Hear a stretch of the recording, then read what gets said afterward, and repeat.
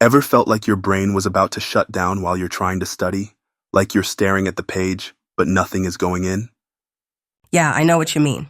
I bet a lot of people have felt that same way, actually. It turns out it's kind of how our brains are wired. Some studies say we're not really meant for these long, intense stretches of focus, you know? Right? So we're pedantically peering into this whole world of motivation today, figuring out how to make studying something you actually look forward to. Not something that makes you want to run for the hills. We're going to unpack some best-selling books and some pretty cool tech that can help us stay focused, productive, and yeah, even a little excited to hit those books. We're talking mental tools and tech tools to create a study environment that works with our brains, not against them.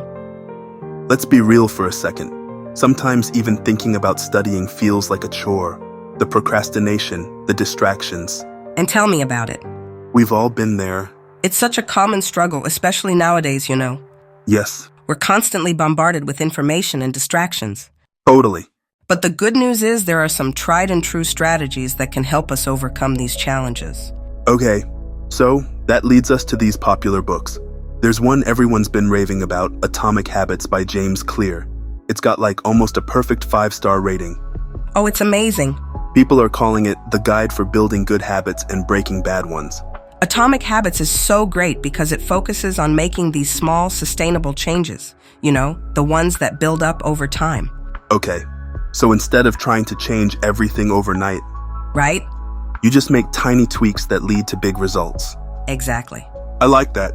It's about consistency and building that momentum. Got it. So instead of trying to study for 3 hours straight, which, let's be honest, can feel really daunting, Yeah. you start with, say, 25 minutes of really focused work. Okay. And then you take a 5-minute break. Oh, that's like that Pomodoro technique, right? Yes, We're going to get to that in a bit. And some cool gadgets that can help too. we are.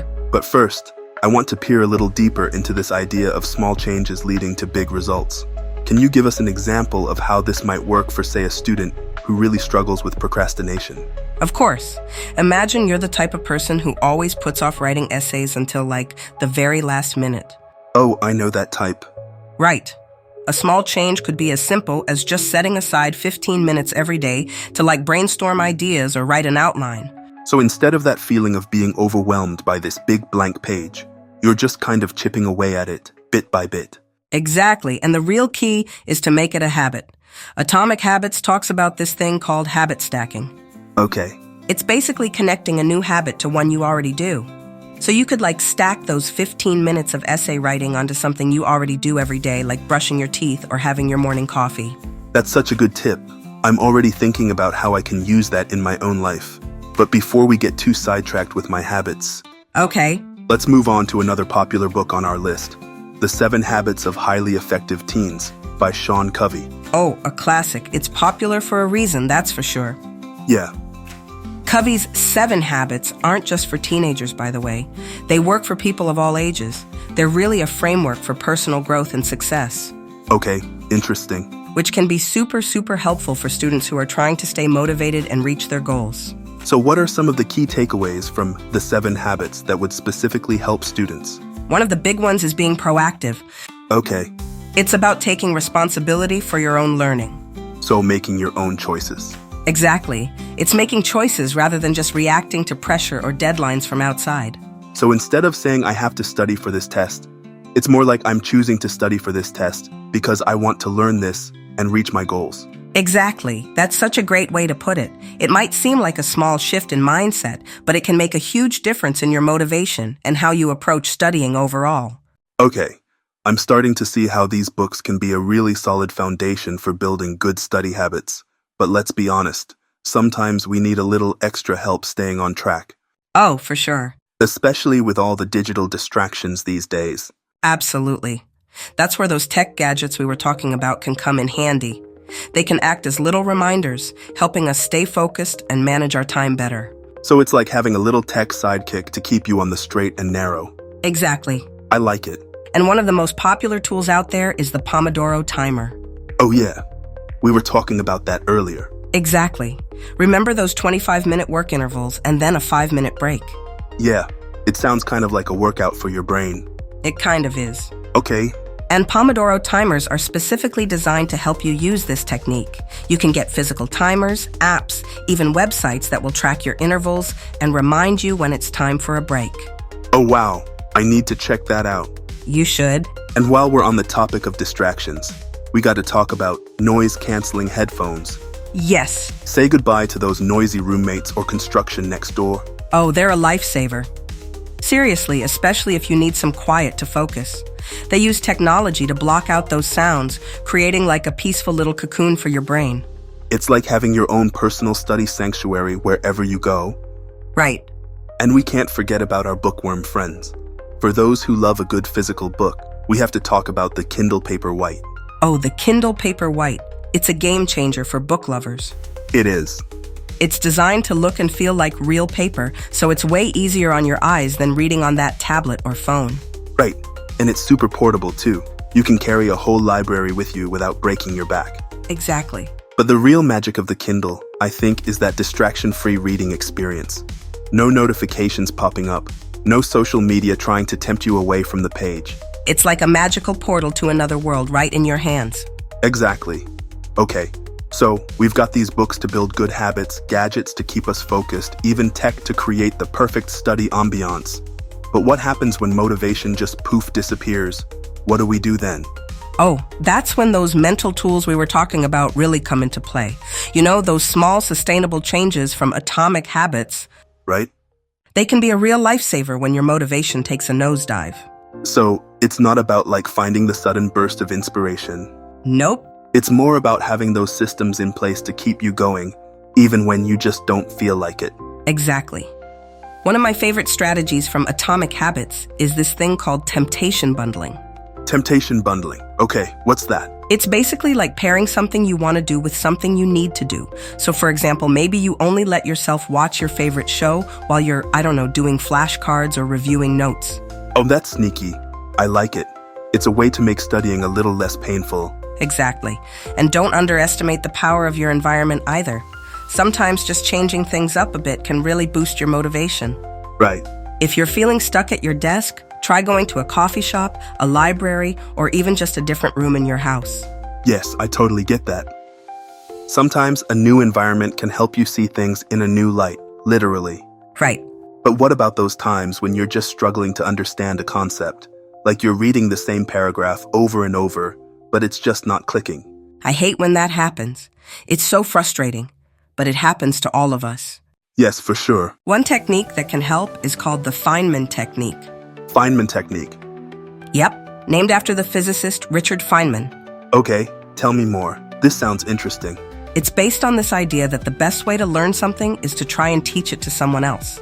So, imagine you have to explain this concept you're struggling with to someone who knows nothing about it. So, like I'm giving a little mini lecture? Exactly. As you're explaining it out loud, you'll start to notice where you have gaps in your understanding. Okay. And trying to simplify it and make it clear for someone else actually helps you solidify it in your own mind too. That's so smart. I'm going to try that next time I hit a wall. You should. Okay, but let's get back to those tech gadgets we were talking about. We covered Pomodoro timers and noise-canceling headphones. Right. Are there any other tech tools that can help us stay focused and productive? Oh, tons. There are all sorts of apps and software designed specifically for students. Oh, cool. Some of them can even block those distracting websites or apps for a certain amount of time. So you can really buckle down and get stuff done. Exactly. And speaking of focus, have you ever thought about lighting? Lighting, like how bright the room is. Yes. The type of light you're exposed to can actually affect how alert and focused you feel. Really? I had no idea. It's true. Natural light is best, but when you can't get that, a good desk lamp can make a big difference. So what kind of light is best for studying? Cool. Blue-toned light is good for alertness and focus.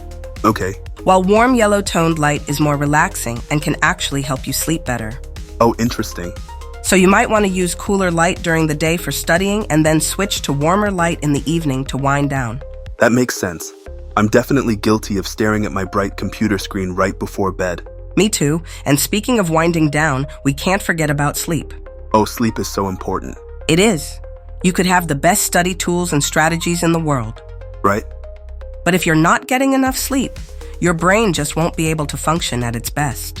Sleep is like hitting the reset button on your brain and body. Exactly. Most adults need around 7 to 8 hours of sleep per night.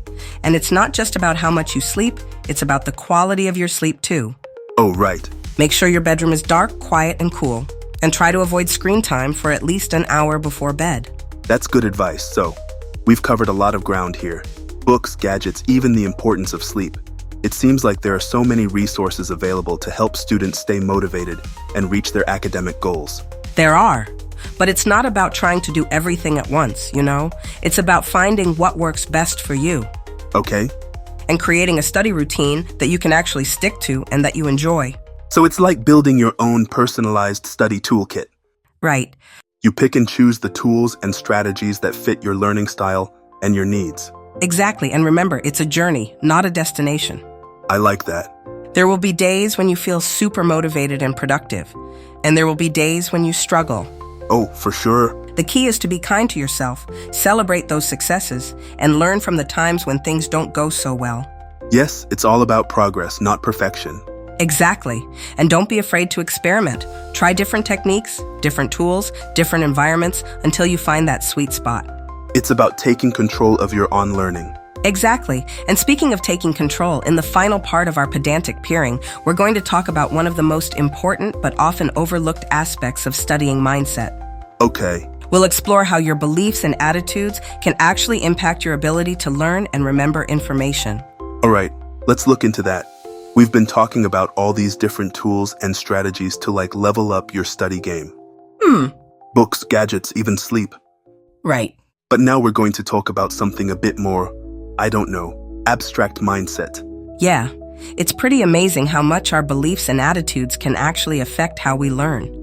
You could have all the best tools and techniques in the world. Right. But if you're coming at studying with a negative mindset, it's going to be tough. So how do we shift our mindset to make studying feel less like a chore and more like something we can actually enjoy, or at least approach it with a more positive attitude? One really powerful technique is to focus on your why. My why? Yeah, like why are you even studying this stuff in the first place? What are your goals? What are you hoping to get out of it? So it's about connecting with that bigger picture, remembering why this matters to you. Exactly. If you can tap into that intrinsic motivation, that drive that comes from within. Yeah. You'll be way more likely to stay engaged with your studies and keep going. That makes sense. When you're passionate about something, or you can see how it's going to help you reach your goals. Right. It becomes more of a stepping stone than a chore. Exactly. Another important mindset shift is to kind of embrace challenges as opportunities for growth. Okay. So instead of seeing mistakes as failures, Right. see them as valuable feedback. It's like that saying, what doesn't kill you makes you stronger. Yeah. But in this case, it's more like, what doesn't make sense at first makes you smarter. Huh. I love that. And remember, learning takes time. It takes effort. It takes patience. You're not going to master everything overnight. Yeah, for sure. Celebrate your progress, even the small wins, and just keep moving forward. It's about focusing on the journey, not just the destination, right? Exactly. Another really helpful mindset tool is positive self-talk. Okay. Pay attention to what you're saying to yourself about your ability to learn and succeed. Oh, interesting.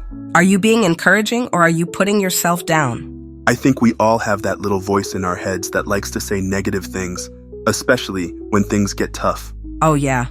It's so important to challenge those negative thoughts and replace them with more positive ones. Like instead of saying, I'm terrible at math, try saying, I'm willing to put in the work to learn math. It's like reframing those negative thoughts into something more encouraging and helpful. Exactly. And don't forget about the power of community. Oh yeah. Surround yourself with people who support you in your learning journey. Study with friends, join study groups, or even just talk to someone who's already good at the stuff you're struggling with. It's a good reminder that we don't have to do this alone. Right. Learning is often way more fun and effective when you can share the experience with others. And it's okay to ask for help when you need it too. Absolutely. Talk to your teachers, tutors, classmates. Don't let pride or fear stop you from getting the support you need. So what's the key takeaway here when it comes to creating a positive study mindset? I think it boils down to believing in yourself, embracing those challenges, and staying focused on your why.